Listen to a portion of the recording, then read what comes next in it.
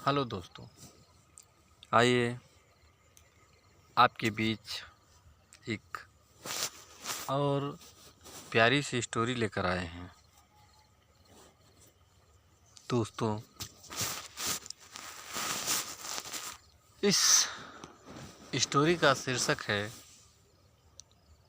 पढ़ी लिखी बहू।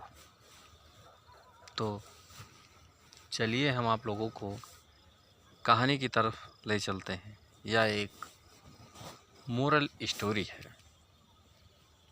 दोस्तों, गांव सुदूर इलाके में बसा था, जहां परंपराएं आज भी कड़े नियमों में बंधी थी। वहीं के प्रतिष्ठित ठाकुर हरिराम सिंह के घर बहू बनकर आई थी संध्या। शहर की पढ़ी लिखी, आत्मनिर्भर और विचारशील लड़की बीएड करके सरकारी स्कूल में पढ़ा चुकी थी, मगर शादी के बाद ससुराल आने पर स्कूल छोड़ना पड़ा।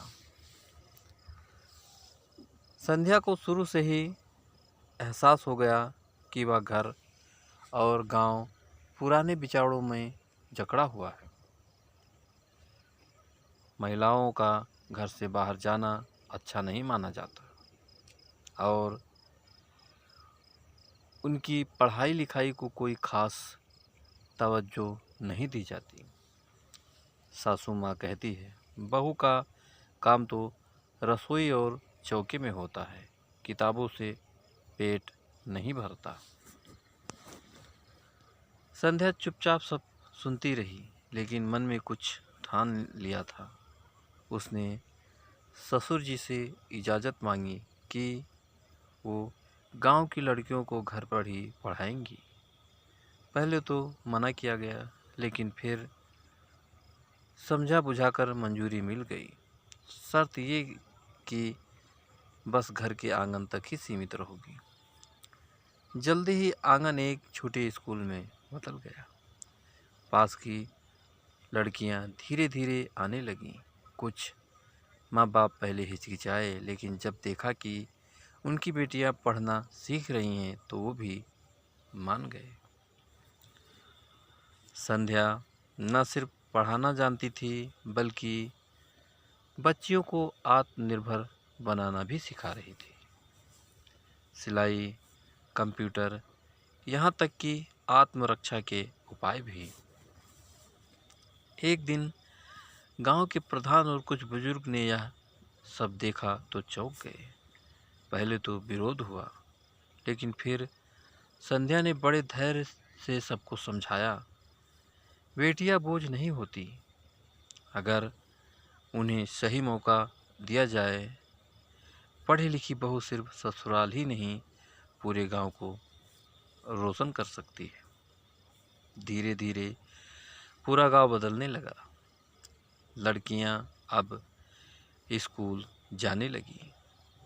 महिलाएं सिलाई कढ़ाई से आत्मनिर्भर होने लगी और ठाकुर हरिराम सिंह, जिनके घर में किताबें दुश्मन समझी जाती थी, खुद अपनी पोती को पढ़ते देखकर मुस्कुराते थे। संध्या अब गांव की गर्व बन चुकी थी, एक पढ़ी लिखी बहू जिसने घर की चौखट पार किए बिना भी बदलाव की नई इबारत लिख दी। गांव में बदलाव की बयार चल रही थी, लेकिन जहां रोशनी होती है, वहां कहीं न कहीं परछाइयां भी पनपती हैं। संध्या की सफलता कुछ लोगों को खटकने लगी, खासकर पंडित घनश्याम, जो पुराने रीति रिवाजों को ही धर्म समझते थे। एक दिन पंचायत बुलाई गई। पंडित ने सबके सामने कहा, औरतों को ज़्यादा आज़ादी दी गई तो वो घर की सीमा लाग जाएंगी। ये सब किताबें और कंप्यूटर गांव की बेटियों को बिगाड़ देंगे। गांव दो हिस्सों में बट गया, एक वो जो संध्या के साथ थे और एक वो जो बदलाव से डरते थे। संध्या चुप नहीं रही। उसने सबके सामने कहा, पंडित जी, मैं बहू हूँ, कोई बागी नहीं।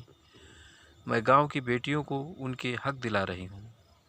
अगर आप कहें तो मैं सिखाना बंद कर दूँ, लेकिन पहले बताइए, क्या आपको अपनी बेटी या बहू को दूसरे के सामने हाथ फैलाते देखना अच्छा लगेगा? उसकी बातों ने लोगों के दिल छू लिए।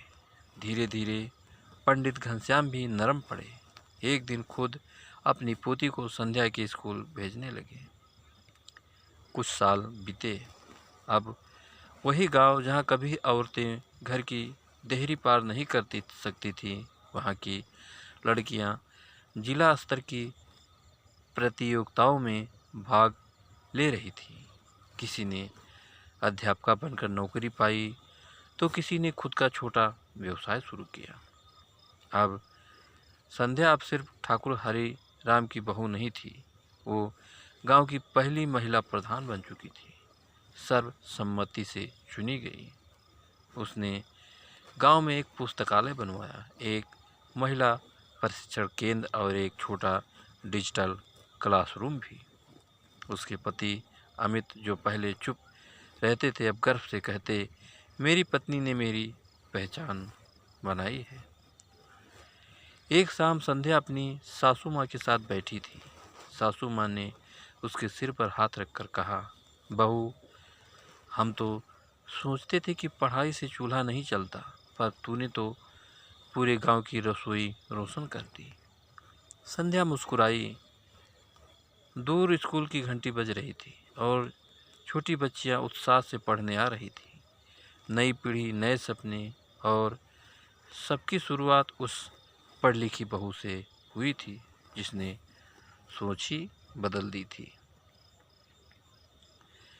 प्रधान बनने के बाद संध्या के सामने चुनौतियां और भी बड़ी हो गईं।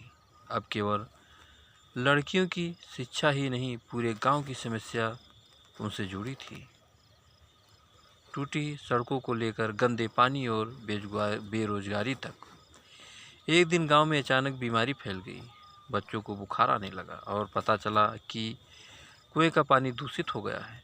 कई लोग संध्या को कोसने लगे। क्या फ़ायदा पढ़ी लिखी प्रधान का? न तो पानी सुधरा, न ही दवाइयाँ आई।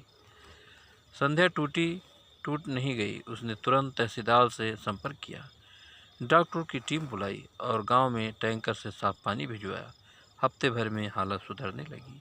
उसने पंचायत की बैठक में कहा, हम बदलाव चाहते हैं, पर बदलाव की कीमत भी चुकानी पड़ेगी, मेहनत, धैर्य और एकता से। कुछ राजनीतिक लोग जो संध्या की लोकप्रियता से जलते थे, अब उसे बदनाम करने की कोशिश करने लगे। किसी ने अफवाह फैला दी कि उसने सरकारी फंड का दुरुपयोग किया है। जांच बैठी, मीडिया तक खबर पहुंची। संध्या चुप नहीं बैठी। उसने सभी कागजात पेश किए, बच्चों की शिक्षा और महिलाओं के प्रशिक्षण का लेखा जोखा रखा। उनकी ईमानदारी ने सबका भरोसा और भी मजबूत कर दिया। उस दिन एक बुजुर्ग दादी ने आकर कहा, बिटिया, तूने तो हमको फिर से जीना सिखा दिया। कई साल बीते। गांव अब मॉडल विलेज बन चुका था। संध्या को राज्य सरकार ने नारी शक्ति सम्मान से नवाजा। एक इंटरव्यू में जब पत्रकार ने पूछा, आप एक गांव की बहू थी, अब आप नेता हैं, सबसे कठिन लड़ाई कौन सी रही? संध्या ने मुस्कुराकर कहा, सबसे कठिन लड़ाई किसी और से नहीं, अपने ही घर की चुप्पियों से थी। जब मैंने पहली बार कहा कि मैं कुछ करना चाहती हूँ, किसी ने कुछ नहीं कहा, पर वो चुप्पी सबसे भारी थी। अब संध्या राज्य स्तर पर महिला शिक्षा और ग्राम विकास के लिए काम कर रही है। उसने जैसी कई और बहुएं अब बदलाव की मिसाल बन चुकी है।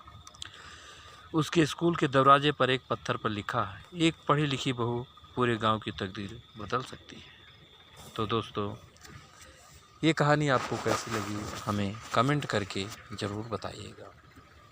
और दोस्तों, एक लाइक ज़रूर कर दीजिएगा, क्योंकि आपके लाइक से ही हमें मोटिवेशन मिलता है। और दोस्तों, अगर अभी तक आपने हमारे चैनल को सब्सक्राइब नहीं किया है तो प्लीज़ जल्दी से आप हमारे चैनल को सब्सक्राइब कर लीजिए, जिससे इसी तरह अच्छी और प्यारी प्यारी कहानियाँ आप लोगों के बीच पहुँचाता रहूँ और आप लोग कहानियों का आनंद उठाते रहें। तो दोस्तों, एक नई कहानी के साथ आपसे फिर मुलाकात होगी। तब तक के लिए